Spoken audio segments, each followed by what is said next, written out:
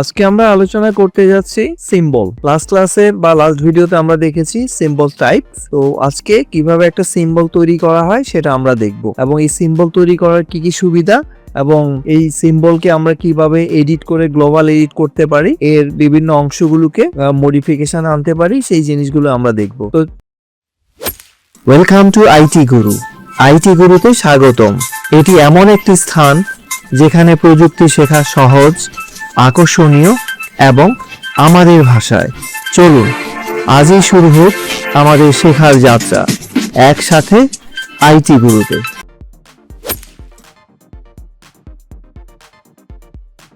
চলুন শুরু করা যায়। এই ধরুন এখানে তিনটা বোর্ড আছে। এই তিনটা বোর্ড কিন্তু আসলে মূলত একটাই বোর্ড, যেটা আমরা আমাদের লাইব্রেরি থেকে ওকে নিয়ে এসেছি। যেমন এই যে বোর্ডটা, এটা আমরা এখান থেকে যত এখানে ড্র্যাগ করব এরকম ইচ্ছে মতো চলে আসবে। আমরা তারপর আমাদের প্রয়োজন অনুযায়ী এগুলোকে রিসাইজ করে রিউজ করে বিভিন্ন দিকে আমরা এটাকে ইউজ করতে পারবো। তো এটা আমরা কিভাবে তৈরি করব, প্রিভিয়াস ভিডিওতে আমরা দেখেছি একটা বোর্ড কি করে তৈরি করতে হয়। তো আমরা সিম্বল দুইভাবে তৈরি করতে পারি। একটা হচ্ছে আমার এক্সিস্টিং আর্টওয়ার্ককে আমি সিম্বলে কনভার্ট করতে পারি, আরেকটা হচ্ছে আমি একটা নতুন সিম্বল ক্রিয়েট করে কিভাবে সিম্বল ড্র করব সেটা আমরা দেখব। তো প্রথম দেখতে হচ্ছে আমরা একটা এক্সিস্টিং আর্টওয়ার্ককে কিভাবে সিম্বলে কনভার্ট করব। ধরুন এই বোর্ডটাকে আমি সিলেক্ট করলাম, সিলেক্ট করে মডিফাইতে যাব, কনভার্ট টু সিম্বল। যখন আমি সিম্বলে যাব এখানে আমার আসবে তিনটা টাইপস, মুভি ক্লিপ, গ্রাফিক্স এবং বাটনস। ধরুন এটা দিয়ে আমি একটা মুভি তৈরি করব। তো বেসিক্যালি আমরা যেই জিনিসগুলোর কোনো থাকে না, মানে ইন্ডিভিজুয়াল মুভমেন্ট থাকে না, সেগুলোকে আমরা গ্রাফিক্স সিম্বলে কনভার্ট করি।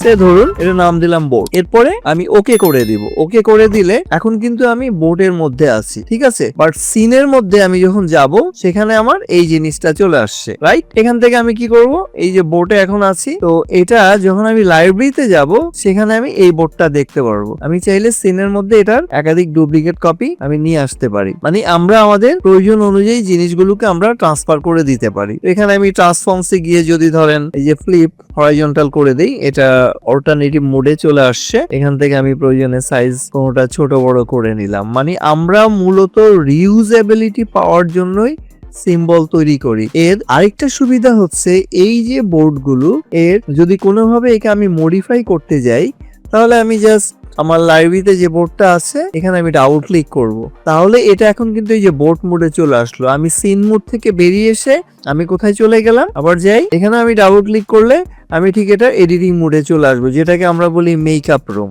ঠিক আছে। সিন যেখানে অ্যাক্টিভেশন করবে, অ্যাক্টরসরা এখানে তাদের অ্যাক্টিভিটিস দেখাবে, আর আমি এটাকে কি করব, ডাবল ক্লিক করেও কিন্তু আমি ওই বোর্ড মোডে আমি চলে যেতে পারবো। হ্যাঁ, সিন থেকে আমি এখন বোর্ড মোডে চলে আসতেছি। সেক্ষেত্রে আমার এগুলো আইসোলেটেড মোডে থাকবে বা যে কোনোটা আমি কাজ করতে পারবো, অথবা আমি এখানে ডাবল ক্লিক করে ওর ফুল ফিচার মোডে চলে আসবো। এখন ধরুন এই যে বোর্ডটা, এটা কিন্তু এখন প্রত্যেকটা জিনিস আলাদা আলাদা। হ্যাঁ, আপনার এই গ্রুপ যখন আমরা সিম্বল তৈরি করি পুরোটা একটা গ্রুপ হয়ে যায়।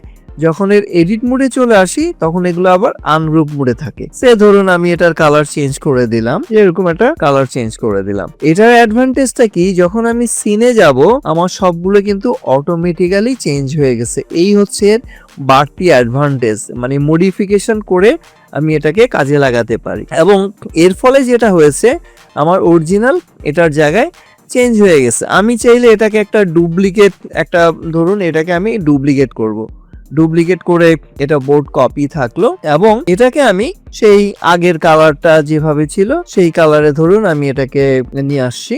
এই যে এখানে সিলেক্ট করে আগের কালারটা আমি দিয়ে দিলাম, এই যে আবার দিব, এখানে দিয়ে এই কালারটা আমি ওকে সিলেক্ট করে রেখে দিতে হবে। তাহলে আমার দুটো আমি পাবো, একটা হচ্ছে আমার অরিজিনাল যেটাকে আমি কালার করব সেই জিনিসটা। এখন দেখুন আমার আগেরটা আগের জায়গায় আছে, আমি ওর একটা ব্যাকআপ রেখে দিব যাতে আমি অরিজিনালটাকেও যদি কখনো ইউজ করতে চাই সেটা আমি এই সুবিধাটা পাবো। এই গেল হচ্ছে যে পুরনো জিনিসগুলোকে আমরা সিম্বলে বা পুরনো আর্টওয়ার্ককে আমরা সিম্বলে কনভার্ট করে নিতে পারি। ওকে, এবার আসবো আমরা একটা নতুন কিছু ড্রয়িং করে সেটাকে কিভাবে সিম্বল হিসাবে বানাবো, মানে নতুন ভাবে ড্রয়িং করব। তো আমি কি করব, এখানে ইনসার্ট, এখানে যাব নিউ সিম্বল। যখন আমি সিম্বলে যাব তখন সে আমার একইভাবে মুভি ক্লিপ, গ্রাফিক্স এবং বাটন এই তিনটা টাইপস এখানে চলে আসবে।